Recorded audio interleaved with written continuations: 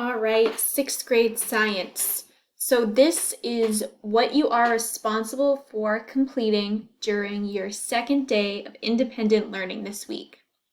So this is our folding paper mini lab, and this mini lab is going to prepare us to be ready to take our test next week. I'm going to read it out to you. This is a practice lab. This is due October 6th. This is due next Tuesday. This is a lab activity. Read the prompt first. Gather your materials and then follow the lab directions. Take note of what you observe. When you have completed the lab, answer the following questions set up in the lab report format. So this is our folding paper mini lab. Here is your background. You and a friend want to pass notes in class, but you don't want your teacher to see. You want to fold up your note really small, but how small can you really fold a piece of paper? That is what we are going to be finding out today. So here is what you need. All you need is one piece of notebook paper.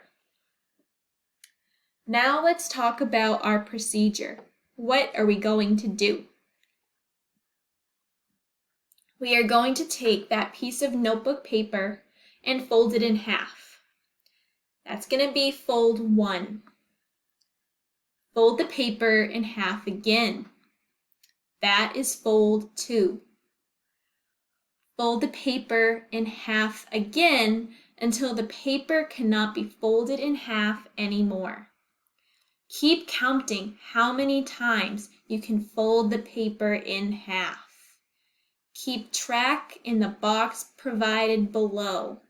Okay? So in this box right here, keep track of how many times you can fold the paper in half. Once you have folded your piece of notebook paper as small as it can go, and you've counted and kept track of how many folds, you are all set to complete the rest of the lab and do a mini lab report here with some prompts, with some help. So we learned that the first step of the scientific method is to state our problem and find the research question.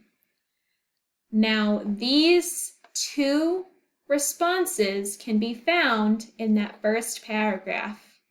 So pause the video, scroll back up on your paper that you're looking at right now. You should have split screens, and go back to the prompt.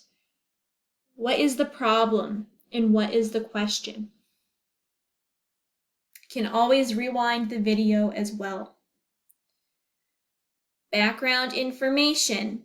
So this is asking you, what do you know about folding paper? We're all students. We all have dealt with paper before and folding paper. What are some things we know about paper? And give me a link to a website where you could go to learn more about paper and folding paper.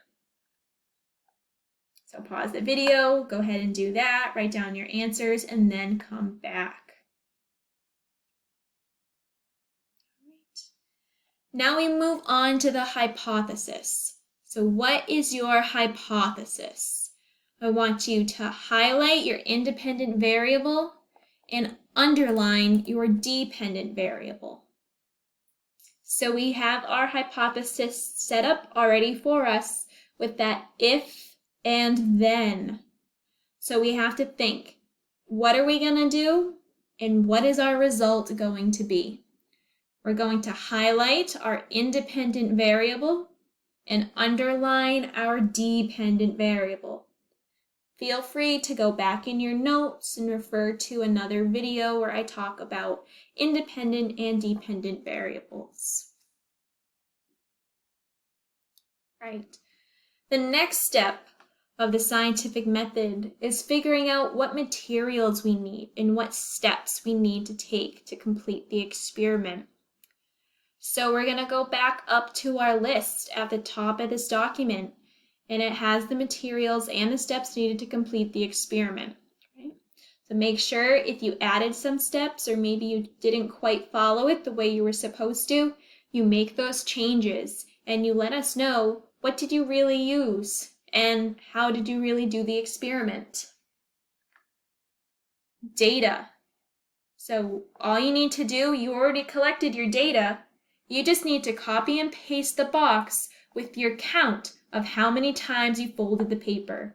Right? That's all I'm looking for there, is that you have tallied up or counted how many times you have folded your paper, and then you're pasting that box right there. So it's right in a line. Right. Our last two questions here. The conclusions. Was your hypothesis accepted or rejected? Was your hypothesis right or was it wrong? Right? So if it was right, it's accepted. If it's wrong, it was rejected. And then our last question, why do you think what happened happened? So why do you think you couldn't make any more folds, right? So why do you think you could only get up to a certain amount of folds? Okay. And that completes your lab activity.